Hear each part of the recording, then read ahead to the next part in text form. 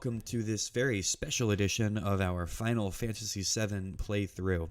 I've wanted to approach this video a little differently than the other ones, which were essentially just live playthroughs where I was recording my voice as I was playing. This is a pretty popular way to record these sessions, but if the channel should grow, I'd like to start doing some voiceover reviews and things of the sort. So what I did here was play through some optional side quest content here in Final Fantasy VII, and I went back to record a narration. I think this will help me a little bit because I get the chance to actually write out a script and do some more efficient editing. Still, this is my first voiceover style video, so if it is a little rocky, I'm very sorry. Maybe one day I will re-record. A note about this part of our run-through. This particular video is filled to the brim with all optional content. You do not have to do a single thing that's in this video in order to beat the game.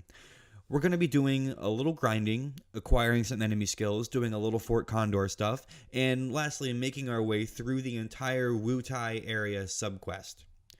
Also, you don't have to do the Wutai subquest right now. You can actually come back here at any time throughout the game, and this quest will play out identically.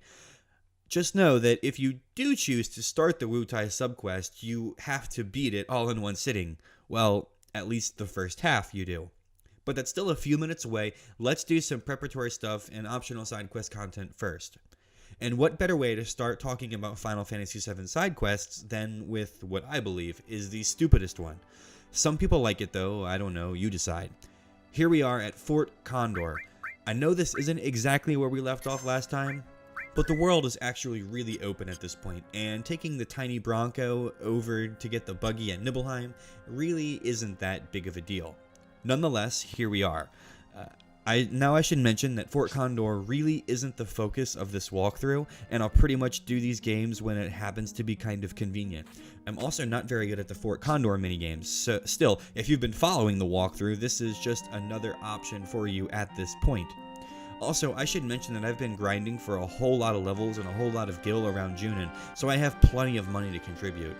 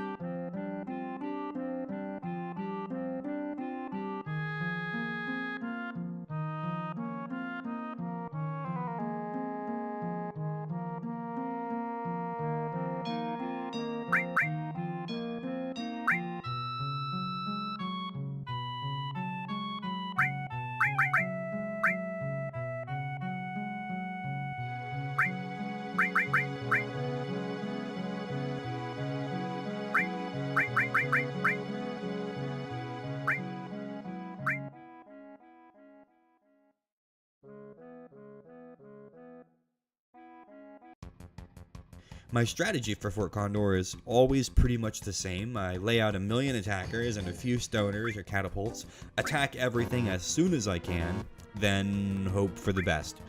Seems to work most of the time. Probably costs a fortune, but I honestly don't know. I really don't care. So I'll let this minigame play out for a few minutes, but I'll skip to the end when it gets boring in about 3.5 seconds. I should mention that I feel like the Fort Condor minigame is a nod to something similar in Final Fantasy VI, although in Final Fantasy VI it was a required part of the story, and it was actually really, really awesome. I guess they couldn't rip off Final Fantasy VI completely for this minigame in Final Fantasy VII, so they kind of gave us a slimmed down version here, and they called it Fort Condor.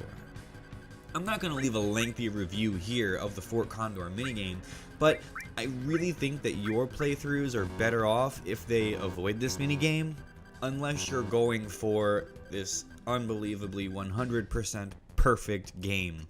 In which case, knock yourself out, let me know in the comments down below if it is truly worth it.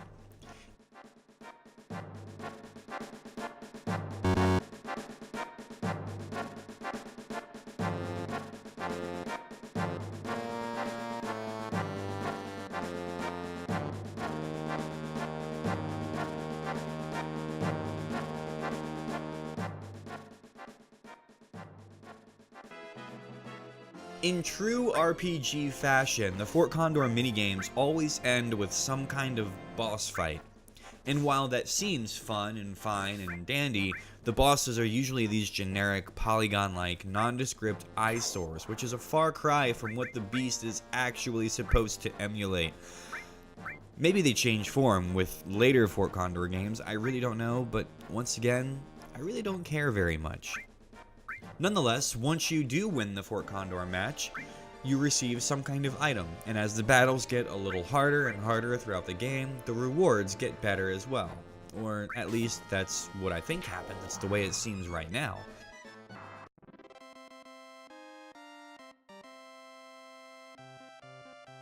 In this case, I want a peace ring, a useless item that protects against berserk, fury, and sadness. To be honest, it is useless for one reason and one reason only. I inflict fury on my party members on purpose because I want to fill up their limit gauges much faster. So for the next side quest, I thought that I would make my other enemy skill materia just a little bit more complete. So I dropped over to the swampy marsh area from the beginning of the game with the Midgard's, and I decided to get beta a second time.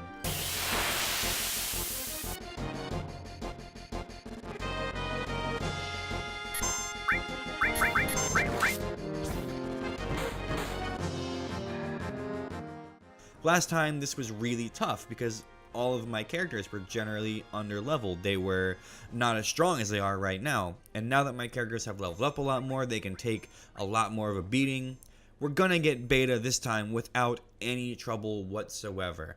So as you'll see here, I really didn't have any issues this time around with much stronger characters. So if you didn't get beta earlier because you're following some other online guide, or you're following the Bradygames guide or the Squaresoft guide or something that didn't tell you to get beta when it made sense to get beta earlier, you should definitely do so now because beta is a crucial enemy skill that's going to make the rest of the game a lot easier for you.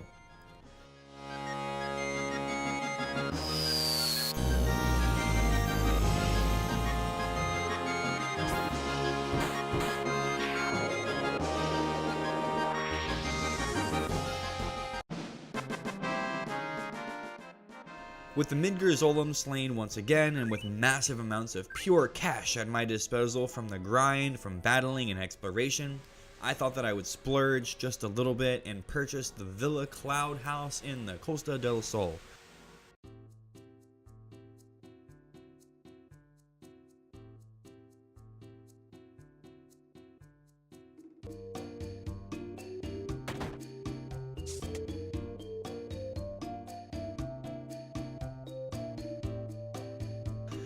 In case you were wondering what happens when you blow 300,000 gil on a beach house, it's this.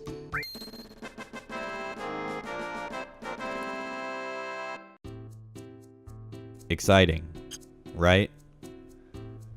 I'm not sure if anything actually happens when you buy the house or if it makes any difference in the game later on, but hey, I can brag for the rest of my life that I have Final Fantasy VII real estate. With that said and done, it is time to head off to the Wutai area and do this subquest. So before we dive really into this subquest, I should probably give you some cautions. Save your game before traveling anywhere on the continent. I can't stress that enough. Please save your game before traveling anywhere on this continent. This is a part of the game where many players have ended up getting trapped, have had to either quit the game or restart their playthroughs entirely. Remember, you can do this side quest anytime you want. There's no reason for you to rush in for it if your characters just aren't strong enough. But if you do decide that you are in fact strong enough to take on the subquest, then make your way right up the mountainside and begin. The first thing that happens when you travel up the mountain is this cutscene where Yuffie, well, you'll see.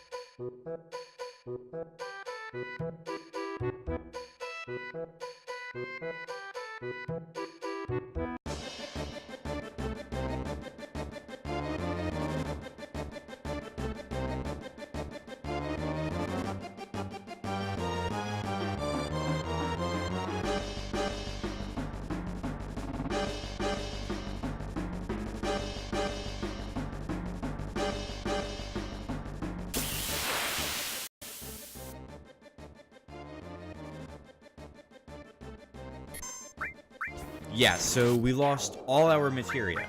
Interestingly, there is a way to glitch the game out here. Because Yuffie can only take so much materia, it's actually very possible to keep some of your materia, but only if you have so much materia that she can't take everything. If you're anything like 99% of players, though, you will have absolutely no materia whatsoever. For this playthrough, I had 0 materia. I didn't keep any materia from Yuffie at all. And all you can really rely on, for the beginning of this quest will be physical attacks and items that you can buy either in old stores, other stores, or the stores that we'll find in the Wutai area itself. The Wutai area itself, sorry. Again, we've been leveling up quite a bit though, so our physical attacks are gonna do pretty much maximum damage at this point. So there really isn't much of a problem for my team. However, your story will probably be significantly different.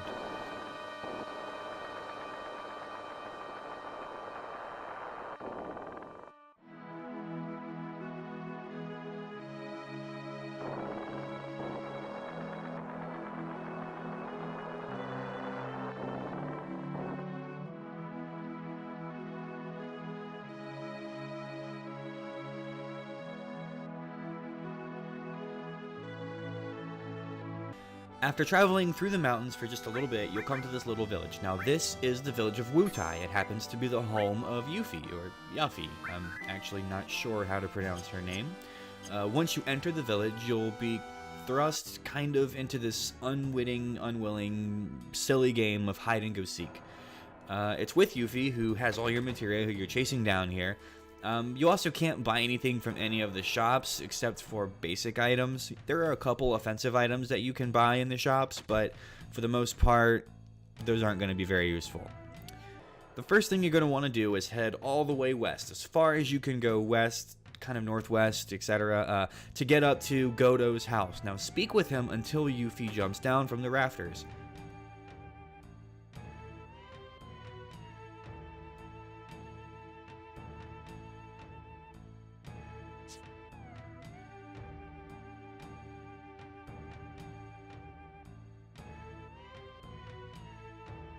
Make sure you get the item that is from an obviously fake wall in Godot's house. I believe this is a weapon for Red 13, but I can't recall what I'm recording right now. I'm pretty sure it's a weapon for Red 13.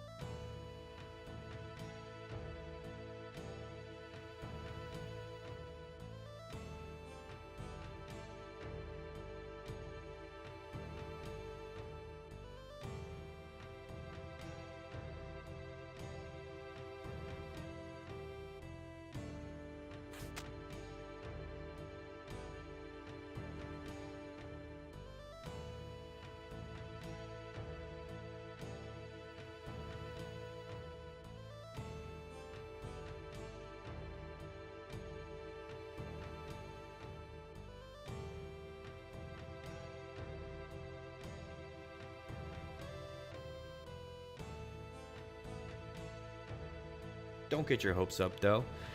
She's gone just as quickly as she came, still with all of your materia.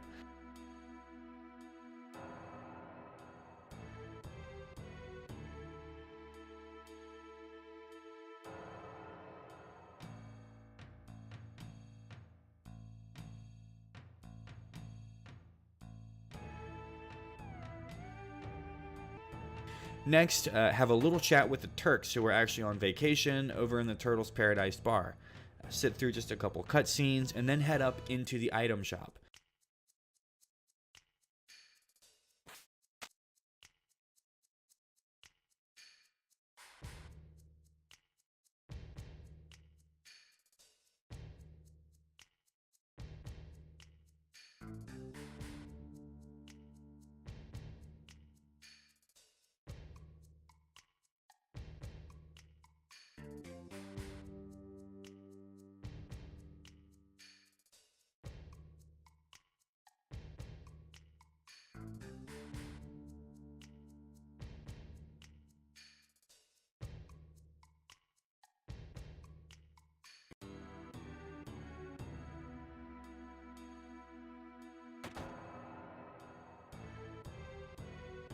you'll collect an MP absorb materia from the chest. And you couldn't access this chest before because it was blocked by an NPC.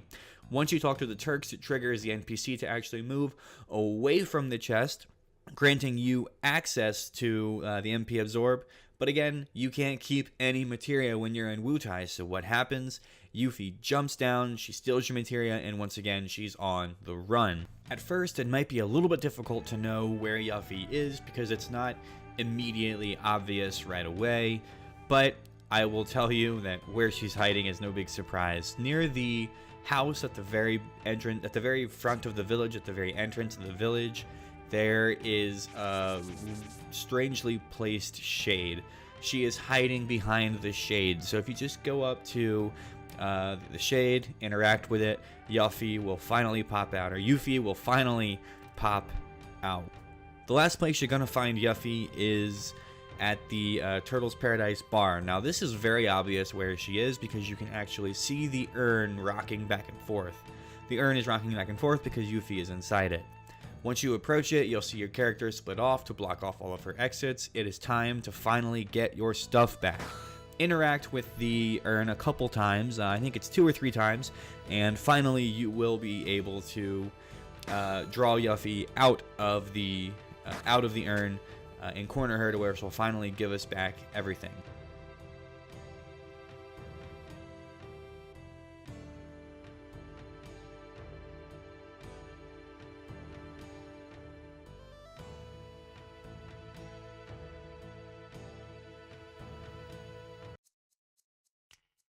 We do get another cutscene now. This takes us back into the Turtles Paradise bar where some Shinra soldiers are having an interaction with the Turks.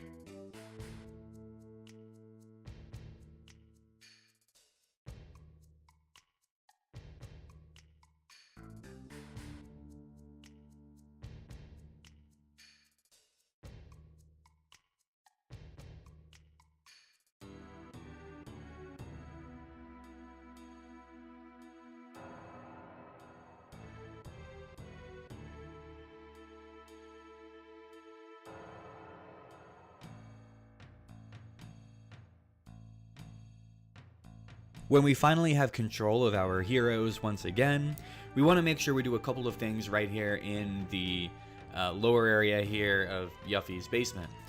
The first thing we want to make sure we do is observe that Turtles Paradise flyer that is on the wall just outside Yuffie's bedroom. This should be our last Turtles Paradise. Congratulations, we have caught all 6 of these, finally. We can get our reward from the Turtles Paradise bar, which is right back in town. We'll do that in just a second. And of course, as a happy ending, Yuffie is going to give all of our stuff back with no strings attached.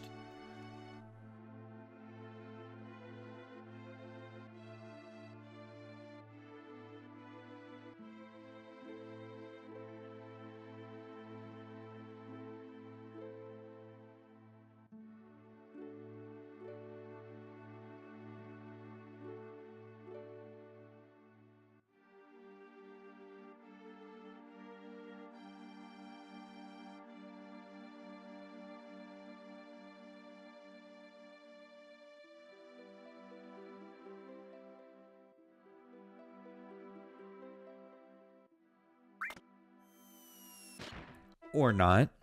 Maybe she'll drop a giant mousetrap cage on us and make off with our materia again.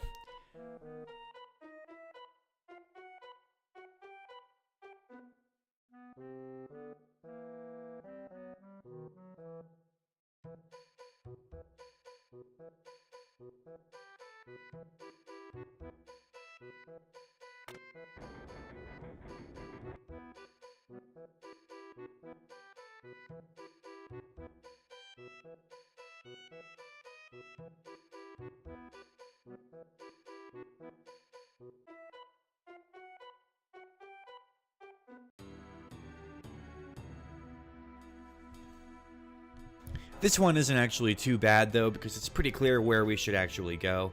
But first, it's probably best to get our rewards for the Turtles Paradise side quest, because we've seen all the flyers. The way we do that is to simply go back to the bar, wait for the bartender to be within grabbing distance, interact with them, and they will give us all of these awesome rewards. I think there's 5 or 6 different sources, and of course, what do? We give all of our sources to Cloud.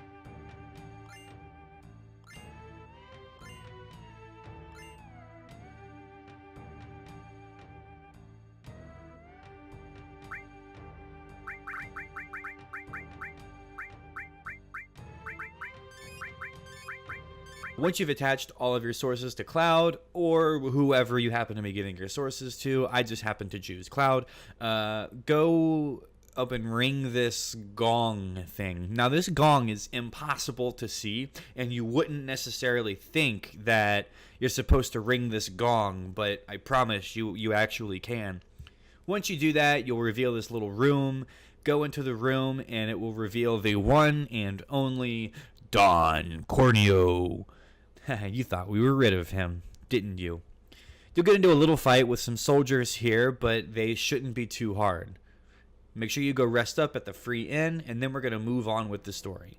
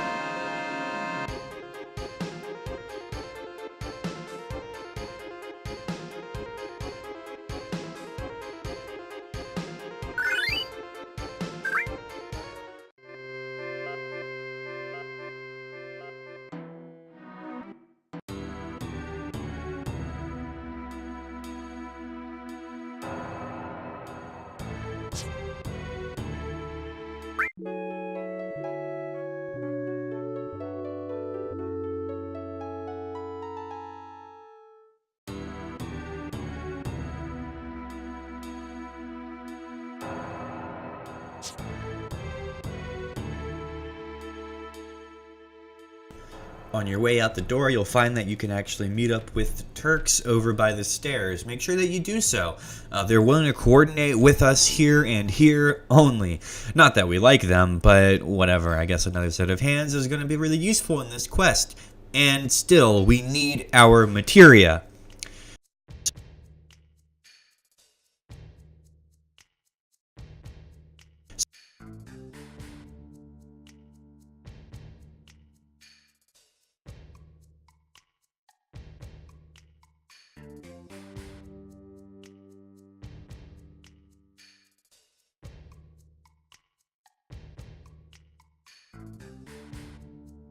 So you head up to the Dachau mountain range, the Dachau hill area, whatever the Dachau area happens to be. But buck up, we're going to have a pretty tough fight up ahead. Make sure you pick up any items along the way.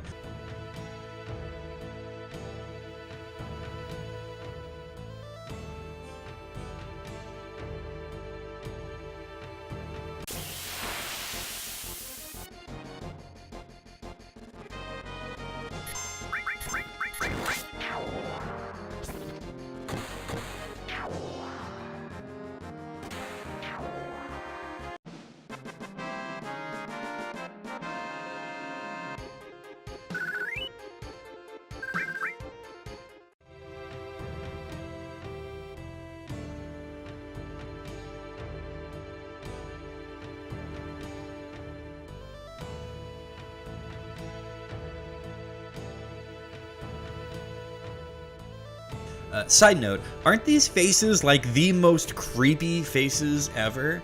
Like, I get it, these are supposed to be reminiscent of some kind of similar Japanese art, but come on, this game is for kids. Is this game for kids? I mean, Cloud is supposedly 21 throughout the story, and they do things like drink and curse. Oh, and there's a sex dungeon. But aren't most people kids when they play this for the first time? Anyway, here's a flaming room. You can't do much yet except pick up a weapon for Sid, but just know that we will be coming back a little bit later.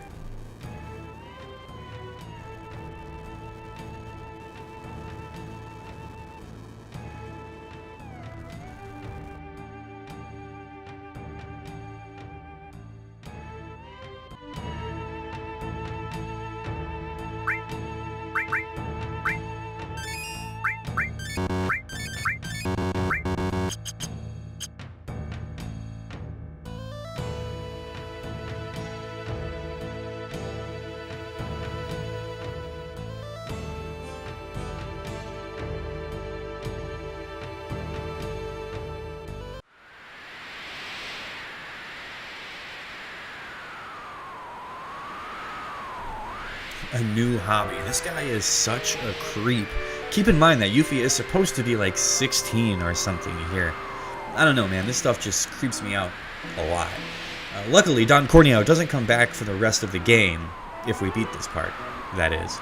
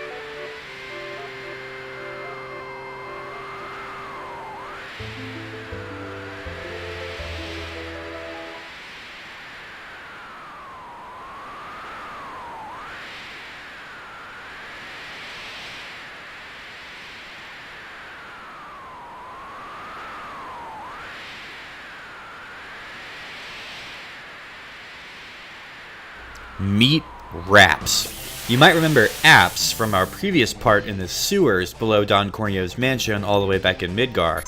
Well, this is his little brother. Although they don't look at all the same. I don't know.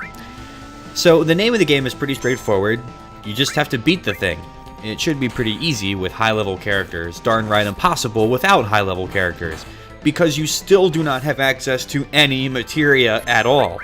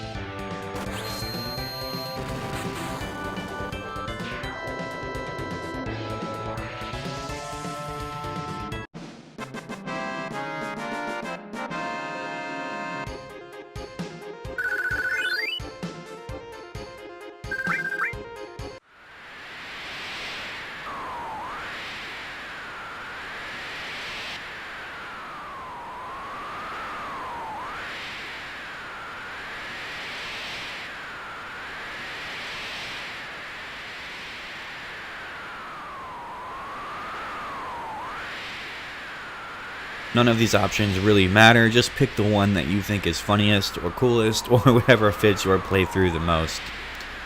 You know, listening to this part through my headphones, I can really tell how freaking annoying that wind sound effect is. How did I never notice that before?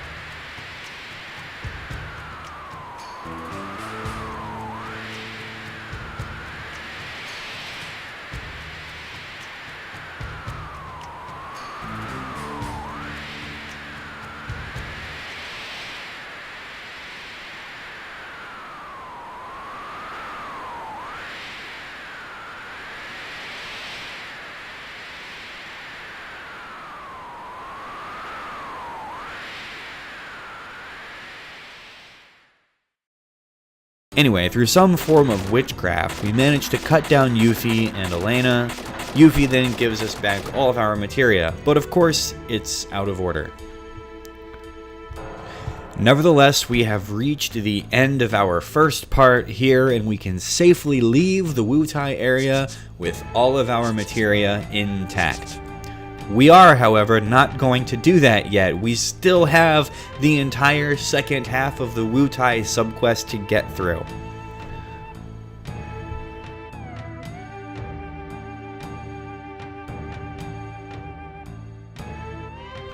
That said, I'll see you at our next video. Later, guys. Peace.